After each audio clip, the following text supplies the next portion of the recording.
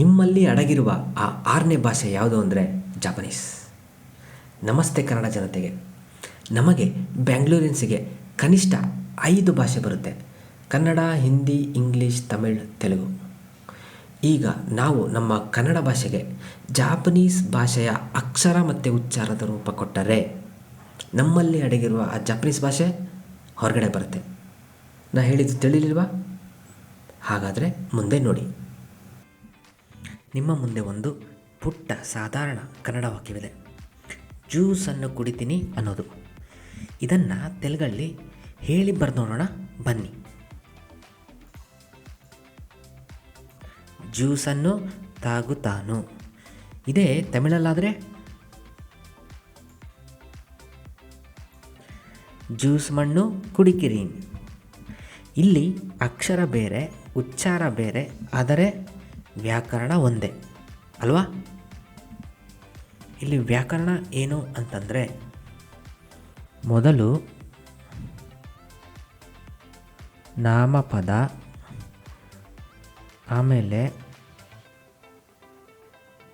ವಿಭಕ್ತಿ, ಕೊನೆಗೆ ಕ್ರಿಯಾಪದ ಬರೋದು. ಈಗ ಈ ಜ್ಯೂಸನ್ನು ಕುಡಿತೀನಿ ಅನ್ನೋ ಕನ್ನಡ ಭಾಷೆಗೆ ಜಾಪನೀಸ್ನ ಅಕ್ಷರ ಮತ್ತು ಉಚ್ಚಾರದ ರೂಪ ಕೊಟ್ಟರೆ ಜ್ಯೂಸುವೋ ನೊಮಿಮಸ್ ಅಂತ ಆಗುತ್ತೆ. ಜ್ಯೂಸುವೋ ನೊಮಿಮಸ್, ಜ್ಯೂಸನ್ನು ಕುಡಿತೀನಿ. ವ್ಯಾಕರಣ ಒಂದೇ ಅಂತ ಅನಿಸುತ್ತೆ ಅಲ್ವಾ? ಇದೇ ಥರ ತುಂಬ ವ್ಯಾಕರಣಗಳು ಇದ್ದಾವೆ. ಇರಲಿ, ಈಗ ಇದನ್ನೇ ಇಂಗ್ಲೀಷಲ್ಲಿ ಮಾಡಿ ನೋಡಿದ್ರೆ, I will drink juice. I will drink juice. ಇದು ಕ್ರಿಯಾಪದ, ಇದು ನಾಮಪದ. ಇಲ್ಲಿ ನಾಮಪದ ಮತ್ತು ಕ್ರಿಯಾಪದ ಹಿಂದೆ ಮುಂದೆ ಆಯಿತು ಅಲ್ವಾ? ಅದಕ್ಕೆ ಇಂಗ್ಲೀಷ್ ಕಲಿಯೋಕ್ಕೆ ನಾವು ಹೊಸದಾಗಿ ಅವರ ಗ್ರಾಮರ್ ಕಲಿಬೇಕು. ಆದರೆ ಜಪನೀಸ್ ಹಾಗಲ್ಲ, ಕನ್ನಡ ಗ್ರಾಮರಲ್ಲೇ ಕಲಿಬೋದು. ನಾನು ಏನನ್ನು ಹೇಳೋಕ್ಕೆ ಹೊರಟಿದ್ದೀನಿ ಅನ್ನೋ ಹಿಂಟು ನಿಮಗೀಗಾಗಲೇ ಸಿಕ್ಕಿರ್ಬೋದು. ಜಾಪನೀಸ್ ವ್ಯಾಕರಣ ನಮ್ಮ ಭಾಷೆಗೆ ತುಂಬ ಹತ್ತಿರ ಆಗಿರೋದ್ರಿಂದ ತಮಿಳು, ತೆಲುಗು ನೀವುಗಳೇ ಹೇಗೆ ಕಲಿತಿರೋ, ಬರೀ ಫಿಲಮ್ ಧಾರಾವಾಹಿ ನೋಡಿ ಆದರೂ ಆಗಿರ್ಬೋದು, ಕಾಲೇಜಲ್ಲಿ ಫ್ರೆಂಡ್ಸ್ಗಳ ಜೊತೆ ಮಾತಾಡಿ ಆದರೂ ಆಗಿರ್ಬೋದು, ಹಾಗೆ ಈ ಜಾಪನೀಸ್ ಕೂಡ ಕಲಿಬಹುದು. ಕಲಿತು 6ನೇ ಭಾಷೆಯನ್ನಾಗಿ ಮಾಡ್ಕೊಬಹುದು. ಕಲಿಯೋದ್ರಿಂದ ಲಾಭ ಏನು ಅಂತೀರಾ? 1. ಜಪಾನಲ್ಲಿ ಉನ್ನತ ಅಭ್ಯಾಸಕ್ಕಾಗಿ ಸ್ಟೂಡೆಂಟ್ಸ್ಗೆ ಸ್ಕಾಲರ್ಶಿಪ್ ಸಿಗುತ್ತೆ ಮೆಕ್ಸ್ಟ್ ಅನ್ನೋ ಪ್ರೋಗ್ರಾಮಿಂದ. 2. ನಿಮಗೆ ಜಾಬ್ ಆಪರ್ಚುನಿಟೀಸ್ ಜಾಸ್ತಿ ಆಗುತ್ತೆ. 3. ಅಲ್ಲಿನ ಜನಸಂಖ್ಯೆ ಅಂದಾಜು 12 ಕೋಟಿ, ಅಂದರೆ ನಮಗಿಂತ ಡಬಲ್. ಸೊ ಜಾಪನೀಸ್ ಬರೋದ್ರಿಂದ ಆ 12 ಕೋಟಿ ಜನರ ಹತ್ತಿರ ನೀವು ಸಂಪರ್ಕ ಅಥವಾ ವ್ಯವಹಾರ ಬೆಳೆಸ್ಬೋದು. 4. ಜಾಪನೀಸ್ ಡ್ರಾಮಾ, ಜಾಪನೀಸ್ ಅನಿಮೆ, ಇದು ವರ್ಲ್ಡ್ ಫೇಮಸ್ಸು. ಜಾಪನೀಸ್ ಭಾಷೆ ಬರೋದ್ರಿಂದ ಸಬ್ಟೈಟಲ್ ಇಲ್ಲದೆ ಇವುಗಳನ್ನು ನೋಡಿ ಎಂಜಾಯ್ ಮಾಡಬಹುದು. ಜಾಬ್ ಆಪರ್ಚುನಿಟೀಸ್ ಬಗ್ಗೆ ಇನ್ನೂ ಹೆಚ್ಚಿನ ಹೇಳೋದಾದರೆ, ಅವರುಗಳಿಗೆ IT ಇಂಜಿನಿಯರ್ಸ್ ಬೇಕು, ಸಿವಿಲ್ ಮೆಕ್ಯಾನಿಕಲ್ ಎಲೆಕ್ಟ್ರಿಕಲ್ ಇಂಜಿನಿಯರ್ಸ್ ಬೇಕು, ನರ್ಸಸ್ ಬೇಕು, ಮೆಕ್ಯಾನಿಕ್ಸ್ ಬೇಕು, ಕನ್ಸ್ಟ್ರಕ್ಷನ್ ವರ್ಕರ್ಸ್ ಬೇಕು, ಡಾಕ್ಟರ್ಸ್ ಬೇಕು. ಯಾರಿಗೆ ತಾನೇ ಬೇಡ ಹೇಳಿ? ಆದರೆ ಜಾಪನೀಸ್ ಅವರು ಬೇಕೇ ಬೇಕು ಅನ್ನೋ ಪರಿಸ್ಥಿತಿ ತಲುಪಿದ್ದಾರೆ. ಒಂದು ಕಡೆ ವಯಸ್ಕರ ಸಂಖ್ಯೆ ಜಾಸ್ತಿ ಆಗ್ತಿದ್ರೆ, ಇನ್ನೊಂದು ಕಡೆ ಯುವಕ ಯುವತಿಯರ ಸಂಖ್ಯೆ ಕಮ್ಮಿ ಆಗ್ತಾ ಇದೆ. ಪರಿಣಾಮ ಕೆಲಸಗಾರರ ಕೊರತೆ ಉಂಟಾಗಿದೆ.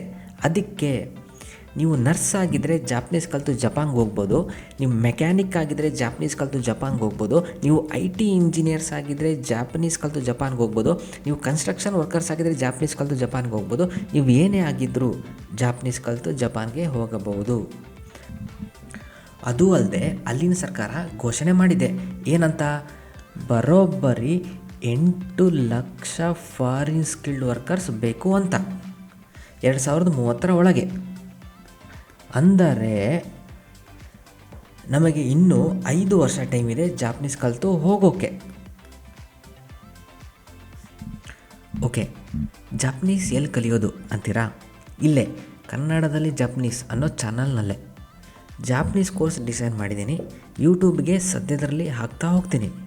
ನೀವು ಅವುಗಳನ್ನು ಅಭ್ಯಾಸ ಮಾಡಿ ಜಾಪನೀಸ್ ಎಕ್ಸಾಮ್ ಬರೆದು ಇಂಟರ್ವ್ಯೂ ಪಾಸ್ ಮಾಡಿ ಆಮೇಲೆ ಜಪಾನ್ಗೆ ಹೋಗಿ ಚೆನ್ನಾಗಿ ದುಡಿರಿ ಅನ್ನೋದೇ ನನ್ನ ಆಶಯ. ಈ ವಿಡಿಯೋದು ಸಾರಾಂಶ ಹೇಳೋದಾದರೆ, ಜಾಪನೀಸ್ ಮತ್ತು ಕನ್ನಡ ವ್ಯಾಕರಣ ಆಲ್ಮೋಸ್ಟ್ ಒಂದೇ, ಅವಳಿ ಜವಳಿ ಅಂತ ಹೇಳ್ಬೋದು. ಅದಕ್ಕೆ ಈ ಭಾಷೆ ಕಲಿಯೋಕ್ಕೆ ನಮಗೆ ಅಂದರೆ ಕನ್ನಡಿಗರಿಗೆ ತುಂಬ ಸುಲಭ. ಈ ಭಾಷೆಯನ್ನು ಇಲ್ಲೇ ಕನ್ನಡದಲ್ಲಿ ಜಾಪನೀಸ್ ಅನ್ನೋ ಚಾನಲ್ನಲ್ಲೇ ಕಲಿಬೋದು ಅಂತ ಹೇಳ್ತಾ ಈ ರೆಕಾರ್ಡಿಂಗ್ನ ಮುಗಿಸ್ತೀನಿ. ಜಾಪನೀಸ್ ಎಕ್ಸಾಮ್ ಅಂದರೆ JLPT ಎಕ್ಸಾಮ್ ಬಗ್ಗೆ ಹೇಳೋದಿದೆ, ನೆಕ್ಸ್ಟ್ ವೀಡಿಯೋದಲ್ಲಿ ಹೇಳ್ತೀನಿ.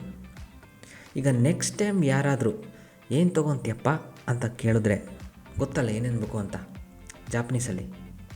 ಜ್ಯೂಸು ಓ ನೊಮಿಮಸ್ ದೆವಾ ಮತ.